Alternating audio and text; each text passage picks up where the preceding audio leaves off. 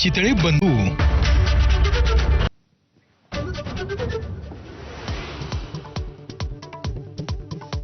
पंतप्रधान मोदींच्या उपस्थितीमध्ये आज एनडीएच्या घटक पक्षांची बैठक. सर्व भाजप शासित राज्यांचे मुख्यमंत्री राहणार उपस्थित. फडणवीस आणि शिंदेंसह अजित पवार सुद्धा सहभागी होणार.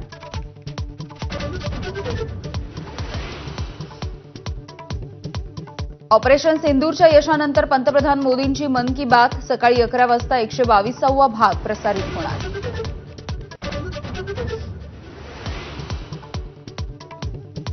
महिलांमध्ये योद्ध्याची भावना आणि उत्साह नव्हता म्हणून 26 जणांचा मृत्यू. पहलगाम हल्ल्याबाबत भाजप खासदार रामचंद्र जांगडा यांचं वादग्रस्त विधान. नव्या वादाला तोंड फुटण्याची शक्यता.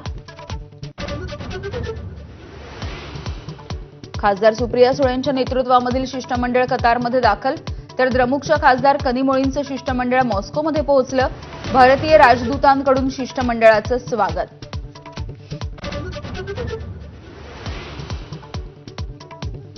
भारताच्या शिष्टमंडळाकडून पाकिस्तानच्या कारनाम्यांचा पर्दाफाश.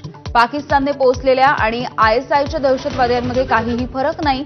पुन्हा हल्ल्याचं धाडस केलं तर परिणाम भोगावे लागतील. ओवैसींनी पाकिस्तानला फटकारलं.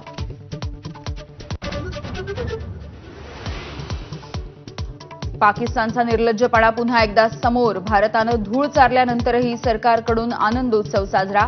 फील्ड मार्शल मुनीर यांची डिनर डिप्लोमसी.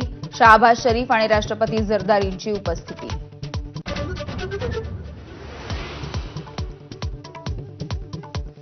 केंद्रीय गृहमंत्री अमित शहा आजपासून 3 दिवस महाराष्ट्राच्या दौऱ्यावर. सकाळी 9:30 वाजता उपराजधानी नागपूरमध्ये दाखल होणार, तर उद्या नागपूरसह नांदेडमध्ये विविध कार्यक्रमांना राहणार उपस्थित.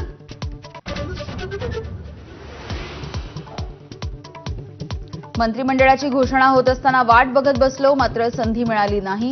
भुजबळांनी व्यक्त केली खंत. त्यावेळी अजित पवारांशी अबोला धरल्याचंही केलं स्पष्ट. मंत्रिमंडळातल्या समावेशानंतर एबीपी माझाला खास मुलाखत.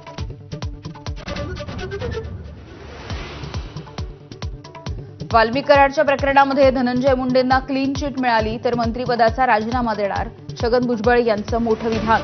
मुंडेंच्या राजीनाम्यानंतर भुजबळ यांची मंत्रिमंडळामध्ये वर्णी.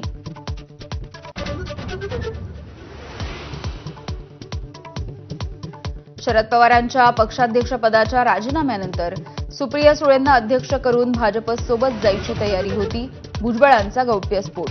तुम्ही सरकारमध्ये जा असं पवार म्हणाल्याचाही खुलासा.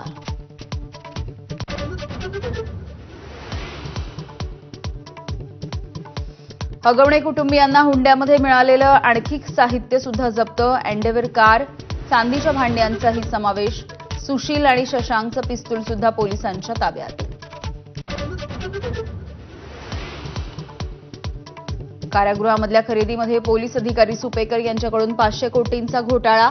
ऑडिओ क्लिप ऐकवत सामाजिक कार्यकर्त्या अंजली दमानी यांचा गंभीर आरोप. सुपेकर हे राजेंद्र हगवणे यांचे मेव्हणे.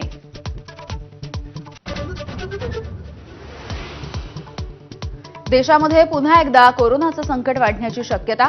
ठाण्यामध्ये 21 वर्षांच्या तरुणाचा कोरोनामुळे मृत्यू, तर बंगळुरूमध्ये 84 वर्षीय वृद्ध दगावला.